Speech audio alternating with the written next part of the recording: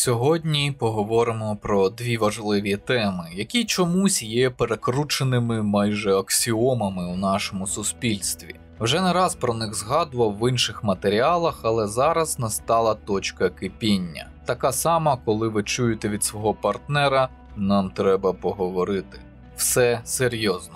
А поки ми не почали, нагадую, що канал можна підтримати за посиланнями у описі. На вибір аж 3 варіанти на ваш смак: Patreon, BuyMeACoffee чи Donate.ua.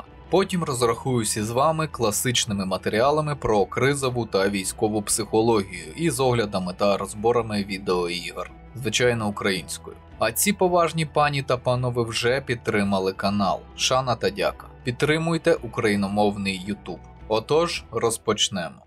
Феномен простої людини. Не сила чути про простих людей, як би не вичищав стрічку у соцмережах, як би не вмовляв усіх довкола перестати тягати не таких руських. Вкотре натрапив на адекватного співгромадянина, який дивиться і навіть у чомусь погоджується із цими довбнями. Тому бомбануло. Сказав усе, що думаю йому, і перекажу вам у більш цензурній версії. Ви проста людина. Напевно, коли ви чуєте ці слова, переносите їх на себе, хоча б на мілісекунду. Ви думаєте, ну так, я ж не Ілон Маск, раніше порівнювали з Біллом Гейтсом, щоб думати, який я офігенний. Треба бути простішим, і люди потягнуться. Але чого ви найімовірніше не знаєте або про що не замислювалися, це те, звідки у вас ця думка з'явилась взагалі. Адже якщо брати країни, де немає чи не було тоталітаризму в будь-якій його формі, насадження арабської ментальності в якомусь її вигляді, людина з більшою вірогідністю подумає та скаже: «Ти збожеволів? Навіщо ти принижуєш мене та моє життя? Кожна людина – це всесвіт, починаючи від внутрішнього світу, закінчуючи величезним ланцюжком рішень та дій, що впливають на сотні інших осіб довкола. Ми всі непрості». Давайте поговоримо відверто. Так, є люди справді видатні, ті, чиї імена пам'ятатимуть довго за критеріями нашої цивілізації. Ті, хто зробив або створив щось дивовижне, або навпаки зробив таке жахливе, що кров у жилах холоне від однієї лиш згадки. Отож ті, хто артикулюють «проста людина» або «прості люди», мають на увазі саме таких видатних людей, як приклади складної, непростої людини. Прикольно, правда? У свідомості закладена автоматична сегрегація на вищих та нижчих, де ти за замовчуванням маєш зараховувати себе до нижчих. Ну просто тому, що не Ілон Маск. Ця фігня тягнеться ще з давніх часів, коли були вільні люди та раби. І начебто там цей хріновий концепт мав і залишитись. Але ні.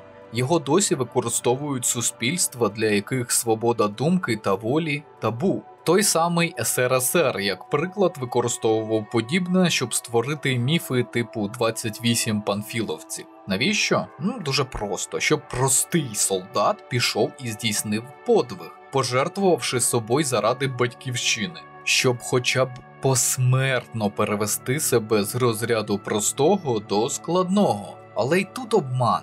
Більшість тих, хто здійснював подвиги, якщо вони не відповідали критеріям партії, затиралися чи видозмінювалися. Наприклад, багато хто чув про подвиг, бути м'ясом не подвиг, Олександра Матросова, який закрив тілом кулеметну амбразуру 27 лютого 1943 року.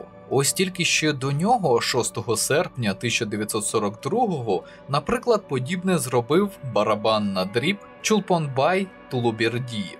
Як ви думаєте, чому про Тулубердієва практично ніхто не знає, а про Матросова практично всі? Тому що не хотілося в розряд складних людей, героїв, записувати киргизького хлопця. А ось російський Санька – це так, наша тема. І таких прикладів тисячі. А найсмішніше, знаєте що? Є багато істориків, в тому числі в РФ, які вважають, що ніякого подвигу саме Санька не було. Тіло знайшли відносно далеко від дзоту. Вирогідніше його просто знесла черга кулемету, коли він піднявся із окопу, щоб кинути гранату. А знаєте, чому ми не знаємо правди? Тому що РФ все ще приховує архіви.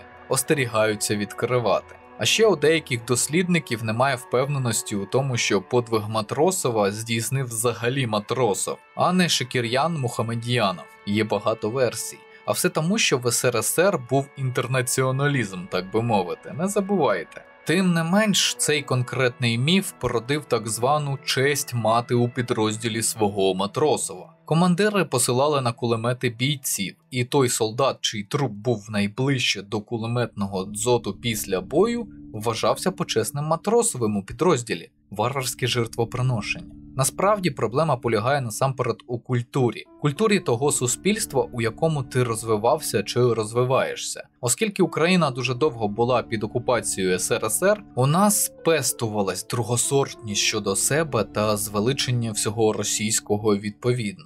Українською меншовартість. І це триває до цього дня, навіть деякі наші політики іноді дублюють фрази комуняк та сучасних російських політиків, насправді гівноїдів путлерівських. Простий нарід. Це одна з найпринизливіших назв, які я бачив у нашому інфополі. Мені начхати на багато інших, начебто образливих назв, тому що їх вимовляють російські раби хуйла. А ось наші, що тягають тезу про нарід, підривають мою п'яту точку. Для мене це червоний прапорець, що позначає популіста та шахрая. Ну і звичайно, коли ви чуєте про простих людей, вам завжди треба мати на увазі, що ховається під цією тезою в більшій або меншій мірі. Ми боїмося, не можемо, не хочемо щось робити навколо, якось виходити із зони комфорту. Ми робимо з себе величезну сіру масу, яку важко звинуватити у будь-чому, але якою дуже легко маніпулювати. До речі, подібна риторика дуже характерна для росіян, які люблять говорити чи писати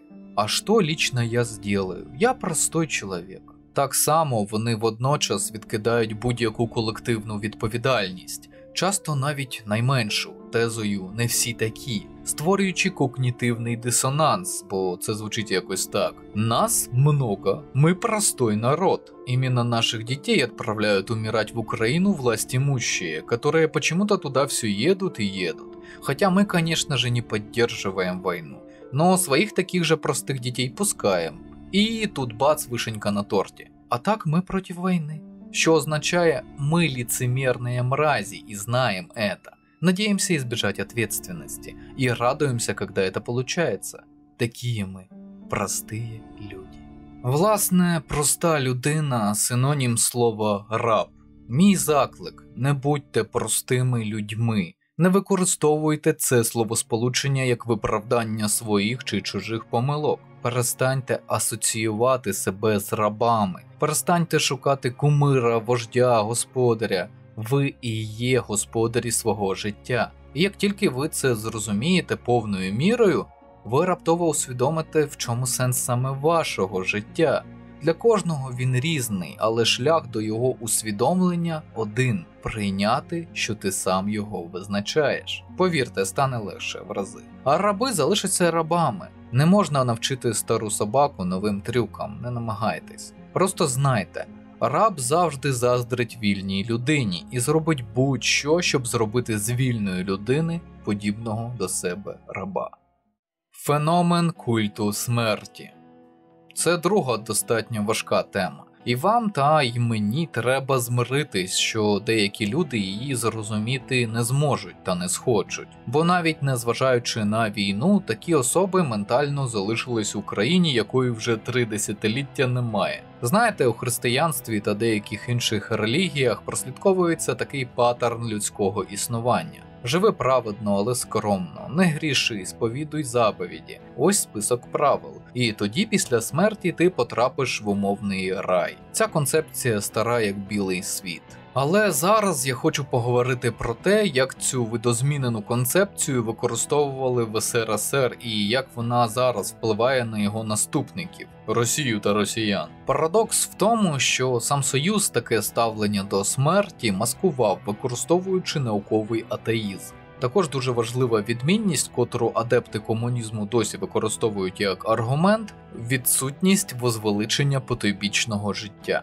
Та замість нього маємо міфічний рай на землі у майбутньому після остаточної перемоги комунізму на всій планеті. Але чому це казка? Звичайно, з психологічної точки зору. Кожна людина бачить під концептом індивідуального щастя різні стани. Для декого це, наприклад, заробити багато грошей до 30-40 років, а потім не працювати, займаючись чимось іншим, наприклад, подорожувати. А в часи комунізму такі мрії вже могли класифікуватися як дармоїдство, тобто вже частина людей в цьому райському суспільстві не такі, як треба. Злочинці за кримінальним кодексом СРСР. По-друге, часто межа досконалості постійно віддаляється. Те, що вважалось гарним 100 років тому, зараз пережиток. Наприклад, 2 вихідні дні на тиждень мрія працівника у минулому. Зараз автоматизація дозволяє зробити подекуди навіть 3 вихідні дні. Через цю межу досконалості і особливо людини як істоти, яка постійно хоче більшого, стала концепція раю на землі просто неможлива. Це постійно прогресуючий стан, який опирається на прогрес цивілізації в даній конкретній точці існування нашого виду. Повторюю, комуністична теза про рай на землі – це казка для інфантилів та довірливих. На цю тему існує чудова притча. Якось Ходжа пообіцяв падишаху, що навчить Віслюка богослов'ю, і що Віслюк буде його знати не гірше за падишаха. Для цього він виторгував золото і термін у 20 років. Якщо ж Ходжа не виконає свою обіцянку, падишах його стратить. У цієї притчі існує багато варіантів, але наприкінці всіх Ходжа каже, що боятися нема чого, бо за цей час або Віслюк здохне, або падишах, або Ходжа. Знаєте, хто падишах в цій історії? Жителі СРСР. Поки в розвинених країнах із демократією вже в 60-х у звичайній сім'ї мали пральну машину, телевізор, автомобіль, великий дім, різноманіття їжі, відпочивали на курортах, у СРСР люди набивали мозолі на каторжній роботі під обіцянки майбутнього благоденства.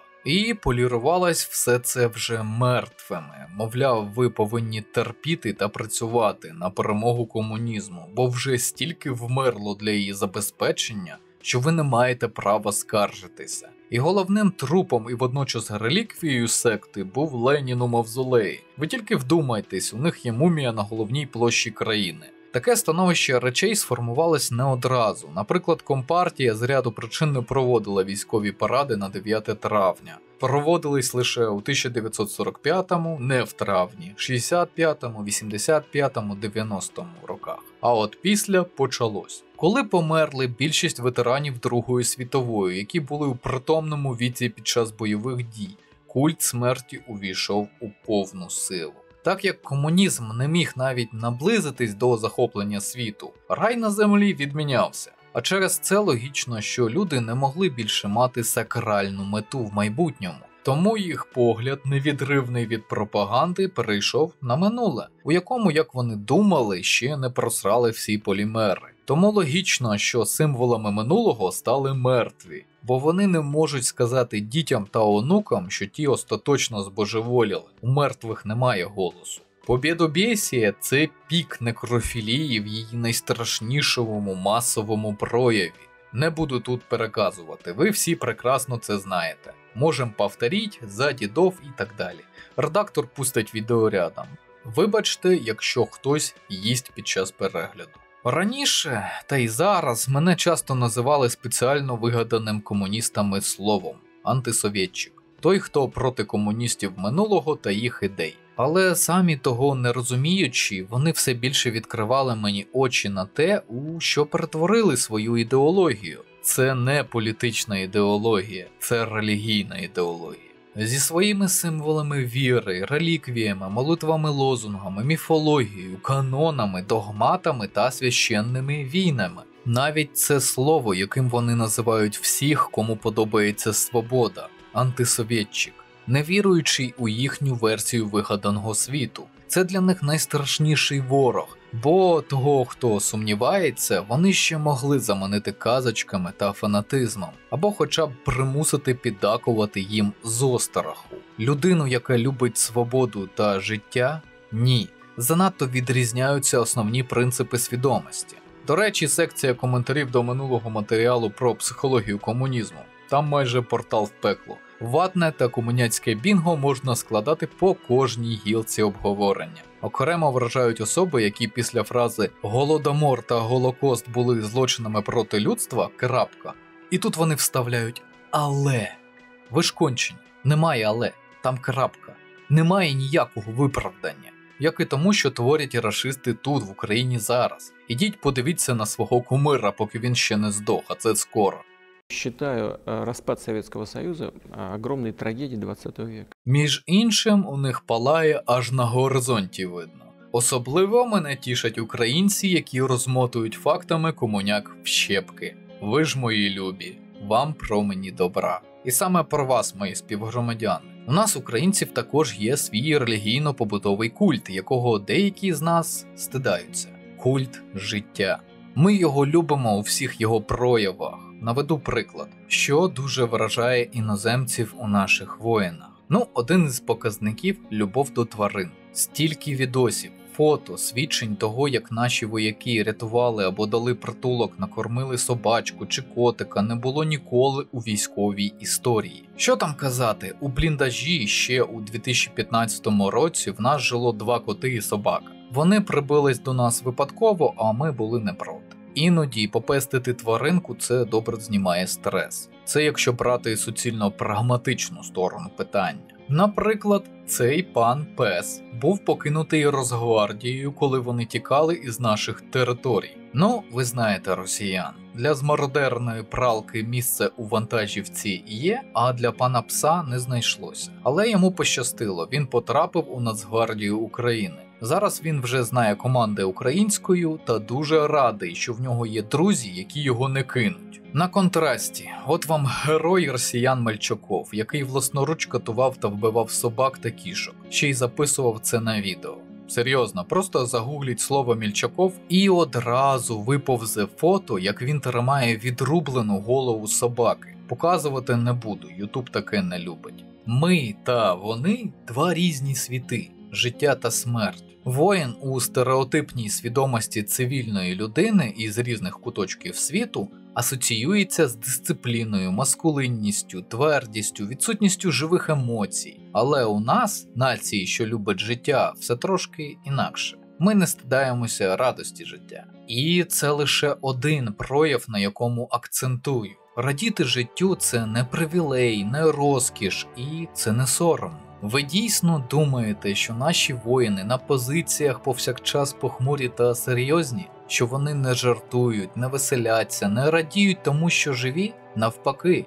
І воюють вони, щоб ти, мій шановний глядач, звідки б ти не був, робив те саме. Звичайно, у нас війна, наш їбанутий сусід з домінуючим культом смерті хоче принести його нам, поціновувачам життя. Кожний із нас працює у поті чола, щоб вигнати росіянські війська із нашої землі. Але неможливо бути постійно в тривозі та роботі. Ми – біологічні істоти, а не андроїди. Нам потрібен хоч якийсь відпочинок, радість. Тому не звинувачуйте себе у всіх смертних гріхах через те, що сьогодні чи вчора дозволили собі відволіктись, пам'ятаючи про життя. Бо врешті-решт, зокрема за нього, ми і воюємо. Жити – це офігенно. Спокій та пошана полеглим героям. Радість та світле майбутнє живим. Слава Україні!